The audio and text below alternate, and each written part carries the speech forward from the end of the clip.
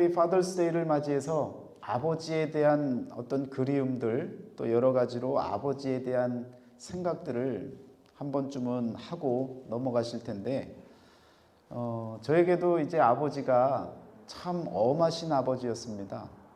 해병대 나오시고 그 옛날에 총 돌리면서 찍었던 사진을 제가 얼핏 본 기억이 나는데 참 무섭고 말이 없으시고 무뚝뚝한 그런 아버지셔서 제가 막내이긴 하지만 이렇게 뭐 살갑게 다가가고 그럴 틈이 없었습니다. 그래서 그냥 혼이 안 나면 다행이죠. 그렇게 사는 막내 아들이었는데 제 기억에 남는 아버지 그 이미지가 있다면요, 늘 무서운 아버지만 갖고 있는 평소에 그 아버지 상에서 친절한 아버지 또 이렇게 사랑으로 이렇게 보듬어 주셨던 그 아버지의 그 이미지가 있습니다. 제가 어릴 때 야구를 그냥 학교 끝나든 뭐 동네에서든 야구를 그렇게 좋아했습니다. 그래서 아이들하고 그렇게 비가 와도요, 비 다 맞아가면서 야구를 하고 그랬는데 어느 날 그 아버지가 저를 데리고요, 같이 가자 그러면 네 그냥 가는 거예요.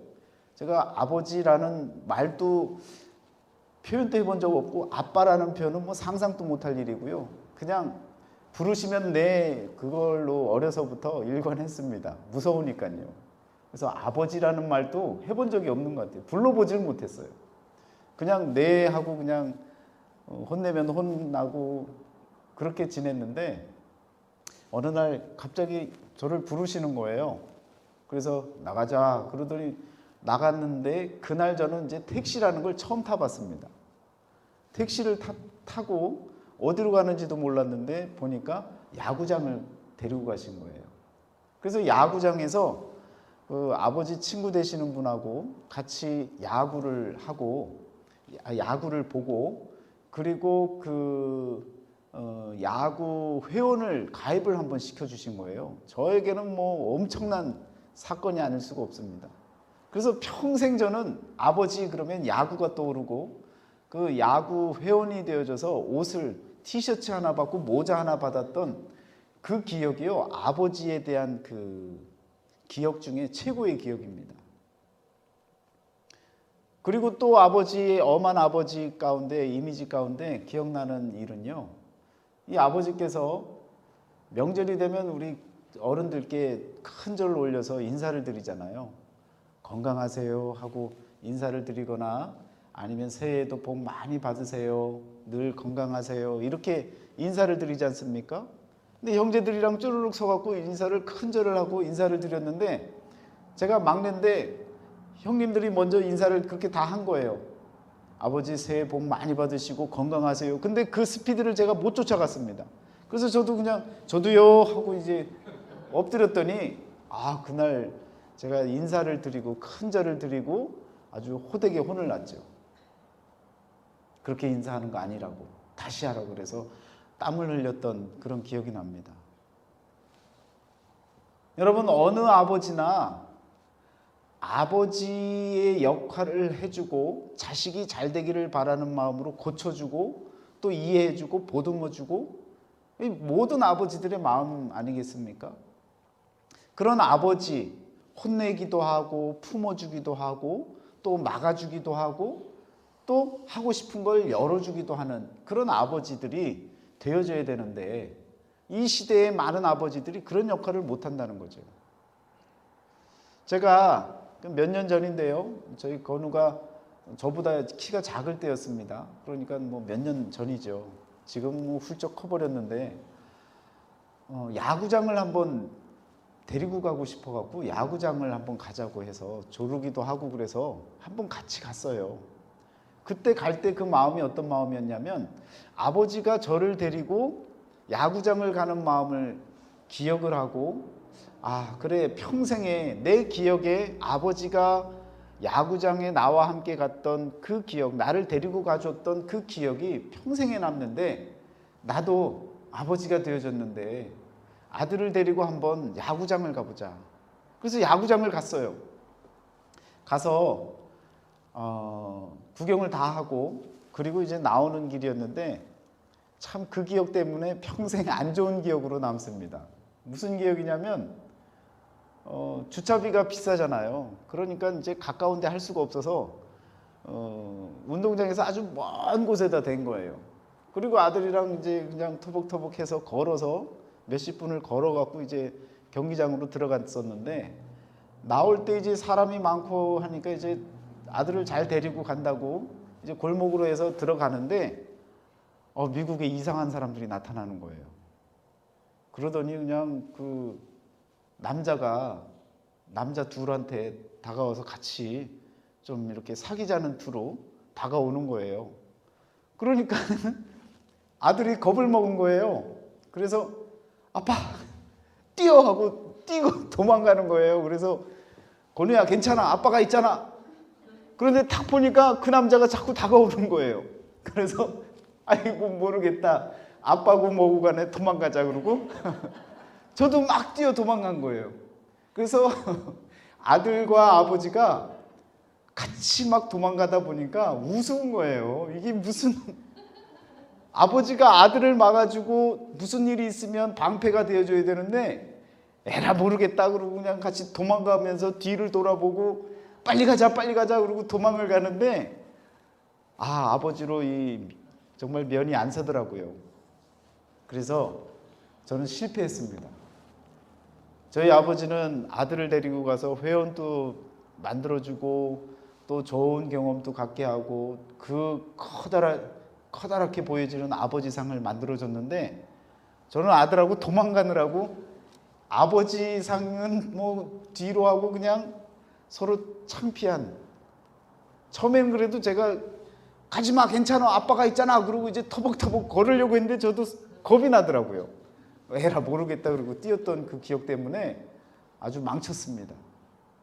나중에 또 그런 기회가 있으면 좀 돈이 들어도 가까운 데다가 주차를 하고 좀 폼나게 아들하고 또 딸하고 이렇게 다녀봐야겠는데, 그놈의 돈 때문에 아주 아버지상을 구겼습니다. 여러분 그럴 기회가 있으시면 돈을 좀 쓰셔야 됩니다. 그래서 폼나게 기억 남는 그런 아버지상을 또 어머니상을 그렇게 만들어 가셔야 되겠습니다. 여러분 오늘 말씀해 보니까 시편 123편에 하늘에 계시는 주여라는 표현이 나옵니다. 그래서 성전으로 올라가는 노래를 부르는데, 성전이 어디 있느냐? 다윗은 바로 그 성전이 있는 곳을 알았던 사람이죠. 그래서 하늘이라고 하는 이 표현을 쓰고 있는데, 이 표현의 신앙 고백이 사실은 상당히 대단한 고백이 아닐 수가 없습니다. 왜냐면요, 그 당시에 다윗이 왕이 되어졌을 때에 여러분 하나님의 언약궤를 운반했던 사건이 있었지 않습니까? 그래서 베세메스에서 이스라엘 백성들이 그 언약궤를 들여다보고 70명이 죽었던 일도 있었고, 그러니까 하나님이 이 자리에 계시는구나, 이 자리에서 역사하고 계시는구나. 그 사람들은 그 언약궤에 하나님이 그냥 안착하고 그 자리에 앉아 계신 줄 알았단 말이에요. 그러니까 그 언약궤가 있는 곳이 성전이고 그 언약궤를 잘 받들어야 되고 그곳에 모든 마음과 정성을 다 쏟아서 섬겨야 되는 걸로 알고 있었단 말입니다. 그러면서 성전을 짓기 전까지 그 하나님의 언약궤가 제자리를 찾지를 못했습니다. 그럴 때 다윗이요, 성전을 준비하면서 아들을 통해 성전을 짓기를 준비하면서 다윗의 장막에서 예배를 드리지 않습니까? 그렇게 예배를 드릴 때에 그 언약궤를 중심으로 드렸던 것이 아니라 하늘을 바라보며 감사 제사를 드리고 찬양 제사를 올려 드렸다는 겁니다. 왜? 다윗은 땅의 성전, 어떤 물질에 거하는 그런 하나님에 대한 마음보다는 하늘에 계신 그 하나님, 모두의 아버지가 되시는 그 하나님의 그 본래의 모습을 고백할 수 있는 신앙의 크기가 있었다는 거예요. 그래서 오늘 말씀에 나오는 이 하늘에 계시는 주여라고 하는 이 표현이 우리는 그냥 하늘에 계신 우리 아버지여라고 기도하면서 그렇게 표현을 하지만 당장 눈앞에서 하나님의 사람들이 죽어나가는 모습들을 그렇게 바라보고 또 그 언약궤 때문에 일어나는 사건들을 경험했던 다윗은요, 하늘에 계신 우리 아버지여라고 하는 이 표현을 감히 쓸 수가 없는 거죠. 당장 눈앞에 있는 그 하나님을 바라보며 사는 사람들과 같이 그 하나님에 대한 이해가 일반 사람과 같지 않게 하늘에 계신 아버지, 하늘에 계신 주여라고 고백하고 있다는 것입니다. 그래서 다윗은 이미 하나님의 존재가 이 세상에 국한되어지지 아니하는 하나님, 하나님의 영역인 하늘에 거하시는 하나님, 그 하나님을 이미 지금으로부터 3000년 전에 고백을 했던 그런 믿음의 사람이었다라는 것입니다. 그래서 제물 없이 감사 제사를 드리고 찬양으로 제사를 드렸던 그 다윗의 장막에서의 예배가 어떻게 보면요, 그 시대 정신을 넘어서서 올바른 율법을 넘어선 참된 복음의 신앙으로 하나님께 예배드렸던 그런 자의 모습이 바로 다윗이 드렸던 예배의 모습이 되어질 수 있다는 것입니다. 참 대단한 신앙 아니겠습니까? 그런데 여러분, 우리가 하늘에 계신 우리 아버지여 라고 할 때 이 하늘이 어떤 의미가 있는지를 우리가 좀 알고 이 하늘에 대한 언급, 이 표현들을 해야 되겠습니다.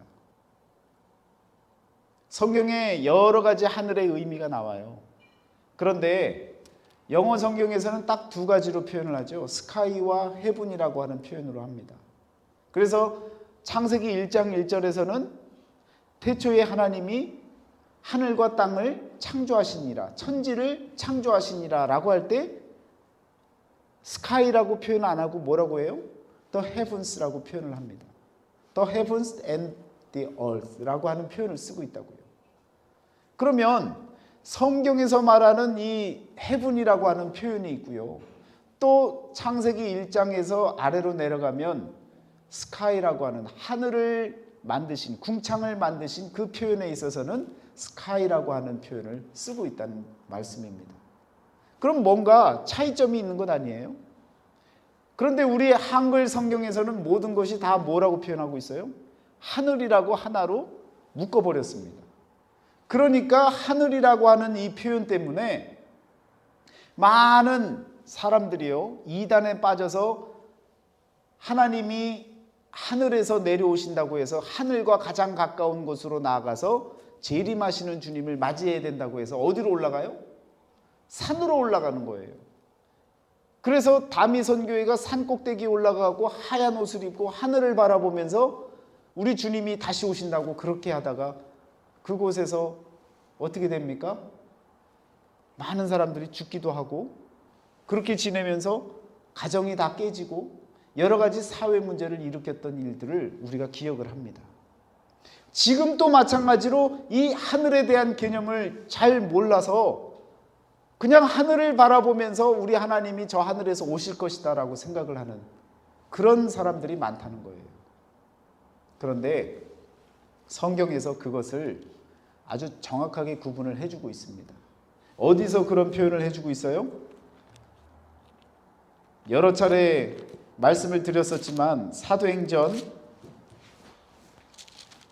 1장에 나오죠.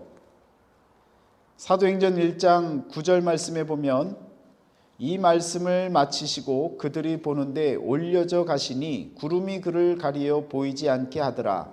올라가실 때 제자들이 자세히 하늘을 쳐다보고 있는데 흰옷 입은 두 사람이 그들 곁에 서서 이르되 갈릴리 사람들아 어찌하여 서서 하늘을 쳐다보느냐. 너희 가운데서 하늘로 올려지신 이 예수는 하늘로 가심을 본 그대로 오시리라 하였느니라. 자, 이 표현에서 하늘이라는 표현이 나오는데 제자들이 바라봤던 하늘은 영어 성경에서 뭐라고 나와요?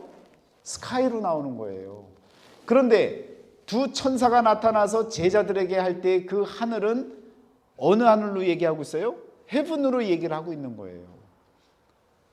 그러니까 어떤 차이가 있는 거예요? 너희들은 왜 저 푸른 하늘을 바라보면서 저 하늘로 우리 주님이 올라가시는 것을 본다고 하고 거기서 또 내려오실 것에 대한 기대를 갖고 바라보느냐라고 묻고 있는 거예요. 예수님은 저 하늘 스카이에서 오는 게 아니라 하나님의 나라로부터 너희들이 봤던 그대로 다시 오실 것이다 라고 표현하고 계신 거예요. 이 부분만 봐도 하늘에 대한 개념이 분명하게 세워지는 겁니다. 물론 구름을 타고 올라가셨다라고 하는 이 표현 때문에 여러분 여러 가지로 혼동이 되어질 수 있습니다. 그런데 다음에 제가 한번 말씀을 드릴게요. 시편에 보면 구름이 하늘로 표현이 되어집니다. 말하자면 우리 주님이 구름을 타고 올라가셨다라고 하는 것은 하늘을 타고 올라가신 것처럼 표현이 되어지는 거죠. 그래서 어떤 표현들이 나와요? 하늘과 하늘의 하늘들과 이런 표현들이 성경에 나옵니다. 그래서 하늘이 여러 가지가 있다는 것처럼 느껴지는 거예요. 그래서 많은 학자들이 또한 신앙의 선조들이 이 성경에 나타난 하늘을 구분을 했는데 유대인들과 또 뭐 조로아스터교에서도 이 성경에 나오는 하늘을 7개로도 구분을 합니다. 그런데 성경에 나오는 하늘은 3개의 하늘로 구분이 되어져요. 그래서 사도 바울이 3층 천을 다녀왔다고 한 사람을 보았다고 그런 표현을 써서 많은 사람들이 이 3층 천에 대한 궁금증을 갖고 있는 거예요. 여러분 오늘 그 말씀을 다 드릴 수는 없지만 하늘이라고 하는 이 개념을 우리가 조금 분명하게 잘 이해를 하면 여러분 하늘에 계신 우리 아버지여라고 할 때 이 하늘의 의미를 바르게 알 수 있다는 것입니다. 그러면 이 하늘에 대한 의미를 한번 확인을 해보겠습니다. 하늘이라고 하는 이 말을 히브리어에서는요 샤마임이라고 하는 표현을 씁니다. 샤마임이라고 하는 이 단어를 쓰는데 샤마임 속에 또 다른 2개의 단어가 들어가는데요. 하나가 마임, 또 하나가 샤마임, 샤임이라고 하는 것이 함께 들어갑니다. 그래서 샤마임이 되어집니다. 마임이라고 하는 건 무엇이냐면 물이에요, 물. 또 샤임이라고 하는 것은 a name이라고 하는 이름입니다. 하나의 이름이에요. 이 2가지가 합쳐져서 뭐가 됐어요? 샤마임이라고 하는 하늘, 하나님의 나라가 되어졌습니다. 그러면 성경에서 물은 뭡니까? 예, 생명이죠. 생명도 되어지고요. 많은 표현들로 우리가 비유적으로 우리가 이야기를 할 수 있습니다. 그러면 베드로전서를 한번 찾아보세요. 물은 예수 그리스도께서 부활하심으로 말미암아 이제 너희를 구원하는 표니 곧 세례라. 이는 육체의 더러운 것을 제하여 버림이 아니요 하나님을 향한 선한 양심의 간군이라. 자, 물이라고 하는 것을 정의를 내렸어요. 물은 뭐와 같은 거예요? 세례와 같은 거예요. 세례라는 거예요. 그래서 이스라엘 백성들이 출애굽을 할 때도 홍해를 넘어선 것을 사도 바울은 뭐라 그래요? 물 세례를 받았다라고 얘기를 하는 거예요. 그러니까 물의 의미가 세례라고 하는 것을 갖고 있는데 이 세례가 어떤 세례냐? 예수 그리스도께서 부활하심으로 말미암아 우리에게 구원해 주시겠다라고 하는 표, 사인이라는 거예요. 그러니까 하나님의 나라에 구성되어지는 내용 중에 하나가 무엇이냐면 예수 그리스도를 통한 세례를 받는 거죠. 단순한 물 세례가 아니라 예수 그리스도의 부활하심을 통해 구원을 얻을 수 있게 만들어준 그 표를 저와 여러분들이 가질 때에 하나님 나라의 반쪽을 가지는 거죠. 그러면 또 하나의 남는 요소가 무엇이었습니까? 이름이라고 하는 거예요. 그럼 그 이름은 뭐겠어요? 하나님의 나라로 나아갈 수 있는 그 이름, 오직 예수 그리스도밖에 없는 거예요. 그러니까 두 가지를 합쳐보세요. 세례라고 하는 것, 그리고 예수 그리스도라고 하는 것, 이 두 가지의 내용이 합쳐지면 하늘을 이루는 거죠. 여러분과 제가 예수 믿으면서 교회에 나오면서 하나님 나라에 거하고 하나님 나라에 들어갔다라고 말할 수 있고 하나님 나라를 살고 있다라고 하는 표현까지도 할 수 있는 것은 무엇이냐면 세례 받는 거예요. 물 세례를 받는 거예요. 성령 세례를 받는 거예요. 더불어서 그리스도 예수께서 내 안에 함께 계시는 거예요. 그 이름을 믿고 그 이름이 나와 함께 할 때에 나는요 천국을 이루는 거예요.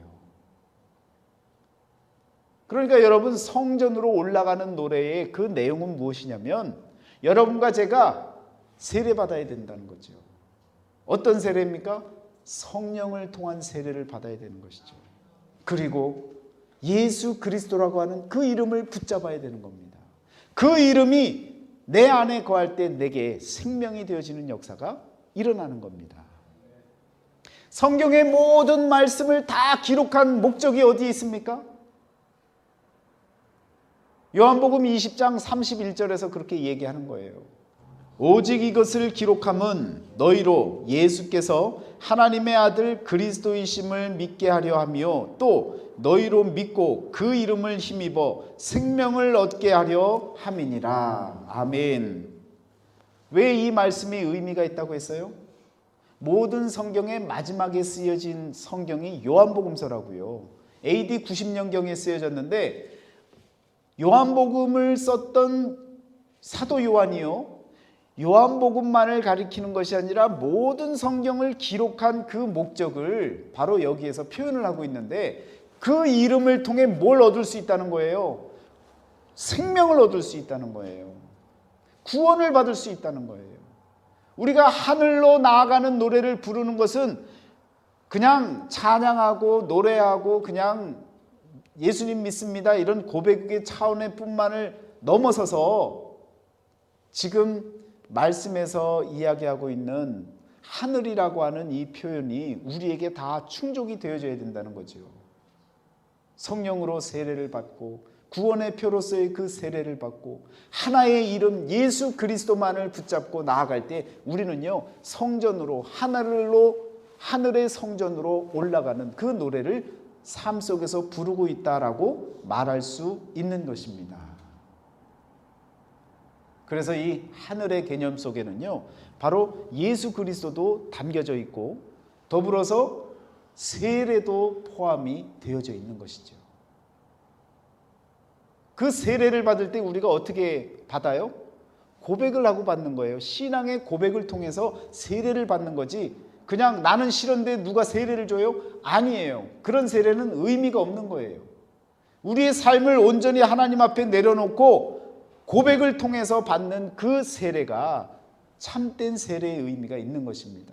그 세례와 더불어 예수 그리스도 그 이름이 우리에게 있을 때에 여러분 하나님의 나라가 이루어지는 거예요.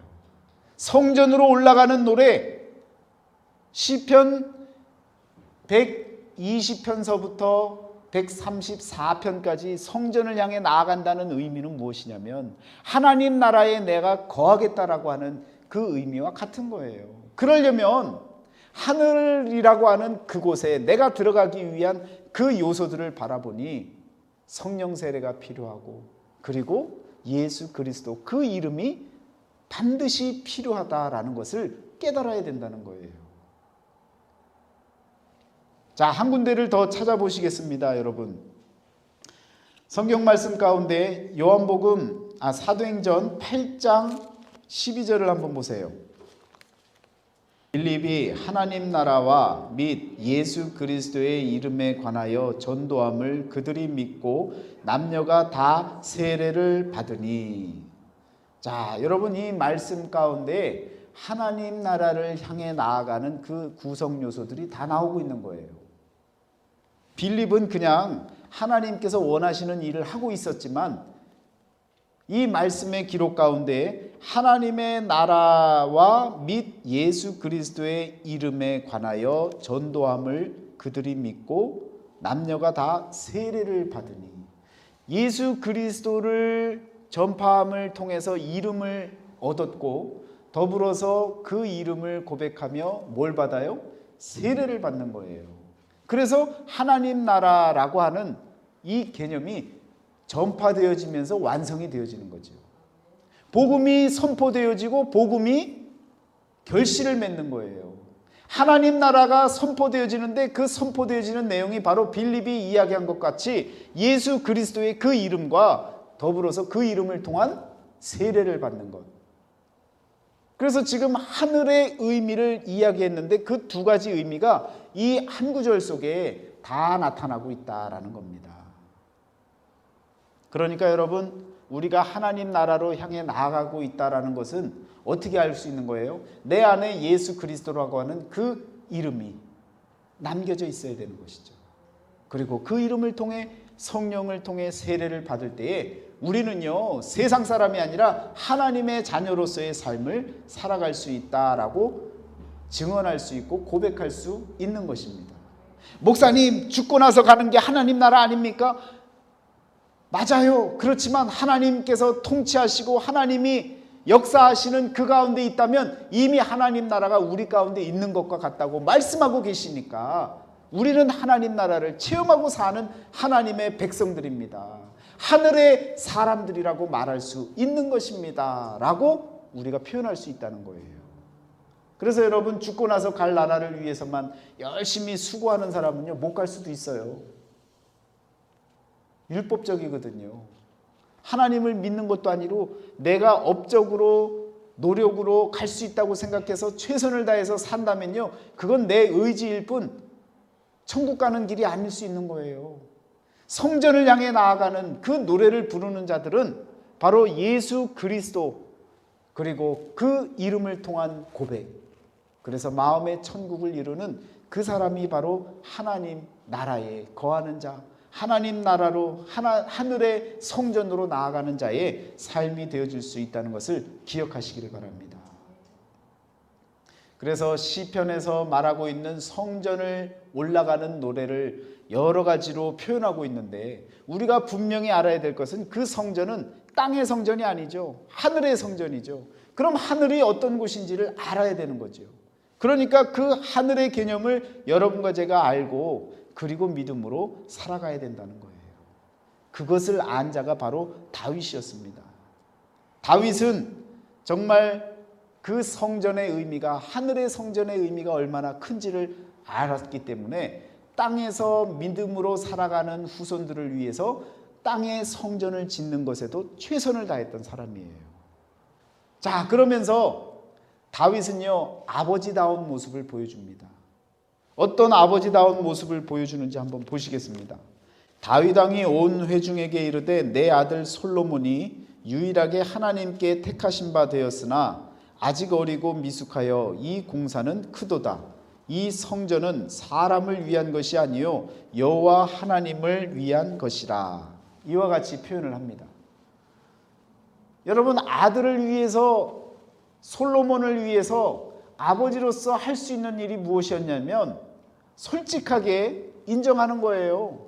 내 아들이 어리고 어리숙하고 미숙하고 그리고 감당하기에는 성전을 건축하는 일에 우리 아들이 할 수 있는 일이 너무 미약하니까 여러분들 함께 봐주시고 나를 생각해서 좀 잘 도와주세요 라고 하는 표현을 쓰고 있는 거예요. 얼마나 이 아버지다운 마음을 그대로 나타내 줍니까?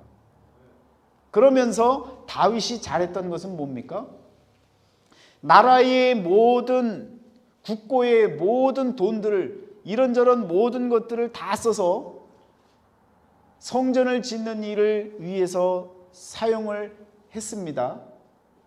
그러면서 자기 것은 사유화했던 자신의 재물은 뒤로 하고 나라 것 갖고 그냥 하나님을 위해서 성전을 짓자 이런 표현을 하지 않았어요. 다윗은요, 자신이 갖고 있는, 왕으로서 갖고 있는 금과 은과 모든 보화들을 하나님 앞에 기꺼이 즐거운 마음으로, 감사한 마음으로 내려놓습니다. 그런 본을 보여주는 거예요. 아들에게 귀한 것이 무엇인지를 자녀들에게 보여주고 있는 거예요. 그렇게 드리고 자신의 것을 기쁨으로 드리고 나아갔더니 온 백성들이 그 말씀에 보면 다 함께 즐거이 하나님 앞에 성전을 세우기 위해서 다 같이 드렸다고 표현하고 있습니다. 그래서 너무너무 많아서요, 이제 더 이상 갖고 오지 말라고 할 정도로 성경에서는 성전을 짓는데 너무 풍요함, 감사함으로 넘쳐납니다. 그래서 오늘 29장에서 보셨던 그 말씀 뒤에 보면요, 14절에 이런 표현이 나와요. 다윗이 이렇게 고백합니다.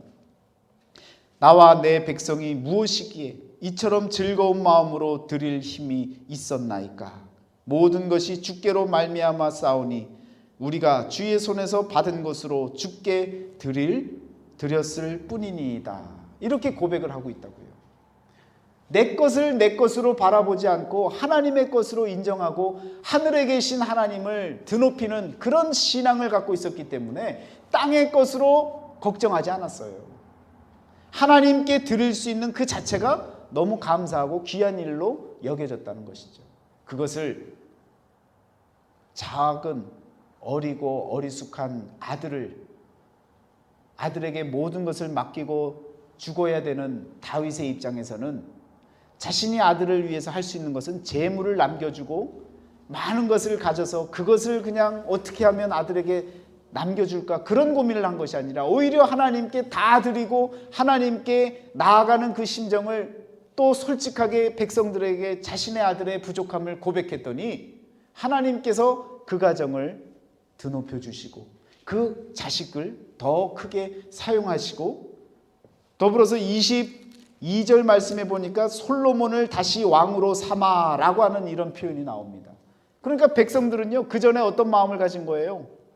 이거 뒤집을 수도 있다라고 생각한 거예요. 다윗이 죽으면 한번 뭔가 일이 날 수 있는 그런 분위기도 있었던 거예요. 그런데 솔로몬을 다시 왕으로 삼아서 높여주고 다윗이 있는 동안 함께 솔로몬의 위치를 정확하게 볼 수 있는 그런 길을 하나님께서 열어주셨다는 것이죠. 이와 같은 일은 아버지로서의 그 다윗이 아버지 역할을 했기 때문에 사사로운 욕심에 머물지 아니하고 하나님의 것을 하나님께로 올려드릴 수 있는 그 마음, 그런 마음을 갖고 자식에게 보여줬더니, 그리고 백성들에게 드러냈더니 하나님께서 그 가정을 계속해서 지켜주시는 거예요. 그런 마음을 저와 여러분들이 갖고 가장으로서 할 수 있는 그런 일들을 지켜나가야 된다라는 것입니다. 너무 프렌디하다고 하는 이 트렌드 때문에 친구 같은 아빠가 되어줘야 되고 부모가 되어줘야 된다고 하는 이런 생각들 때문에 오히려 자식의 눈치를 보고 있다면 아버지로서 일그러진 아버지상을 만들 수밖에 없는 것입니다. 오늘 우리들의 가정의 가장들이 분명히 해야 될 것은요, 믿음의 가장으로서 지켜야 할 것, 또한 가르쳐야 할 것, 그리고 하나님 앞에서 행해야 할 것들, 이 모든 것들을 지켜나갈 때에 가정이 살고 나라가 사는 역사, 이와 같은 좋은 일들이 저와 여러분들에게 일어나는 줄 믿습니다. 다윗이요, 아버지로서 아들에게, 솔로몬에게 남겼던 유언의 말씀이 나옵니다. 여러분, 그 말씀이 열왕기상 2장에 보면 나타나는데요, 다윗이 죽을 날이 임박함에 그의 아들 솔로몬에게 명령하여 이르되 내가 이제 세상 모든 사람이 가는 길로 가게 되었노니 너는 힘써 대장부가 되고 내 하나님 여호와의 명령을 지켜 그 길로 행하여 그 법률과 계명과 율례와 증거를 모세의 율법에 기록된 대로 지키라. 그리하면 네가 무엇을 하든지 어디로 가든지 형통할지라. 여러분, 남길 수 있는 최고의 말이 무엇입니까? 하나님의 말씀을 지켜 행하라는 거예요. 하나님의 법도를 따라 살아가라는 거예요. 이 정신이 어디서부터 왔습니까? 신명기 6장에서 쉐마라고 하는 이스라엘아 들으라 라고 하는 그 말씀에서 오지 않았습니까? 자녀들에게 뭘 가르치는 거예요? 가나안 땅에 들어가면 너희들이 해야 될 가장 첫 번째 것이 하나님의 말씀을 지키도록 가르치라 라고 하는 아버지들을 향해서, 부모를 향해서 말씀하고 있는 신명기서에서의 그 말씀을, 6장에 나타나는 그 말씀을 다윗은요 그 정신을 지켜가고 있는 거예요. 3000년이 지났지만 여러분과 저에게 끊임없이 지켜야 될 것이 무엇입니까?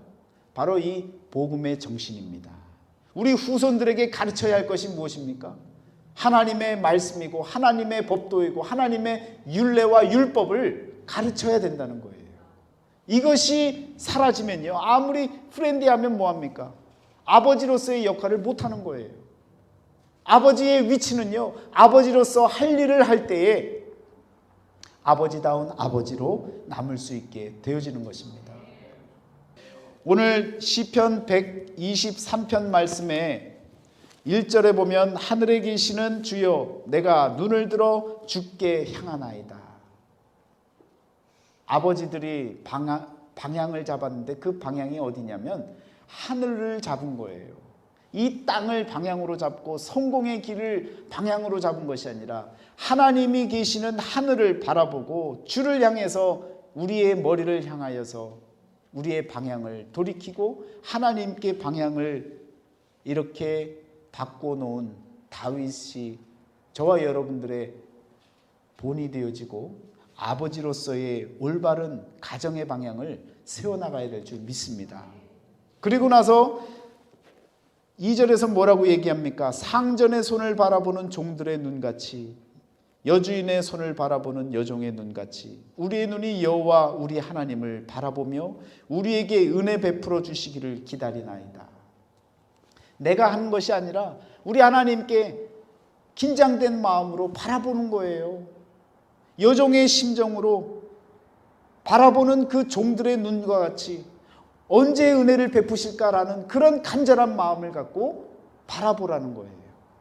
그런 삶의 태도가 우리에게 있을 때 내가 아닌 하나님이 주신다라고 하는 그 믿음을 갖고 하나님을 향해 늘 바라보는 마음을 갖고 살아나갈 때에 하나님께서 성전을 향해 나아가는 그 길을 올바르게 인도해 주시는 것입니다. 3절 4절에서는 뭐라고 얘기를 해요? 현실을 바라보고 있는 거죠. 현실을 직시하고 이 현실 가운데서 우리의 방향과 우리의 태도가 1절 2절과 같이 나아가겠다라고 고백하는 것 아닙니까? 아무리 잘 믿어도요, 아무리 열심히 믿어도요, 현실은 현실입니다. 어렵고 힘들고 상처 입고 또 여러 가지 고난을 당하고 힘겨움이 생기는 것이 현실입니다. 그러나 우리의 방향만큼은 하늘을 바라보고 우리의 태도만큼은 종의 마음으로 언제 우리에게 은혜를 베푸실까 바라보는 마음으로 간절한 마음으로 나아가는 그 심정이 되어질 때에 하늘의 성전이 우리와 멀지 않게 여겨지는 복된 날이 속히 오리라 믿습니다. 함께 기도하시겠습니다.